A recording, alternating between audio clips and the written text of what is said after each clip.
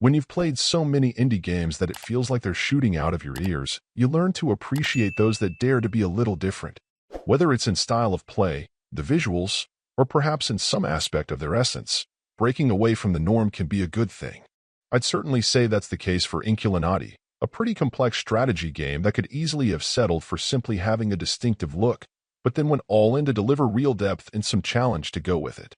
What you'll immediately notice about the game is its medieval manuscript sort of art style, the likes of which you'd see in handwritten books from a very different time.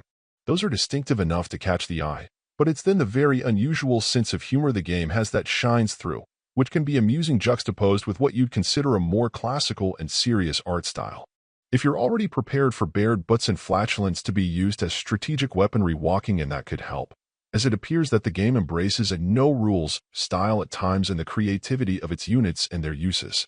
Another great element at play is that especially once you've unlocked a few things, you've typically got multiple potential play styles and overall strategies you can win the day with, not just being stuck with stock strategies for success.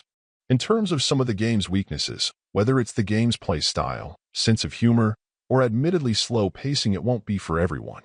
In particular, the incredibly lengthy tutorial, measured in multiple hours, is perhaps going to be a little too thorough and helpful for strategy vets who'd rather work more out on their own.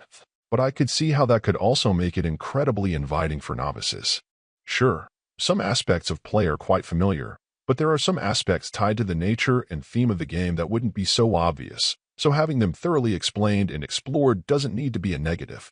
Of course, you're also free to skip over those and dig in, but there's absolutely quite a lot going on to understand, and without some guidance you may be missing some helpful details.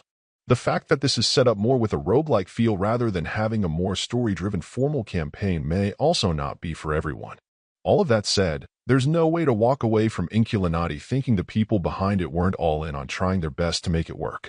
The art style alone could have easily sold the game, even if matched with a more traditional play style, but the investment in all of the different units and some of their amusing quirks and weirdness really helped to elevate the experience to a higher level. While I appreciate the somewhat unpredictable roguelike qualities of the main style of play here, I also can see where some folks could feel left out with there not being a more traditional campaign option to pursue. Regardless, for anyone looking for a very unique experience, Inkulinati absolutely delivers on that promise and is well worth a look. Overall, my final score for the game ended up being an 8. And if you're interested in picking it up, it's currently available on the Switch eShop for $24.99. Thank you for taking the time to listen to this review. And if you'd like more information or ideas of indie games worth checking out on Switch, be sure to click on the link provided in the description. Until next time.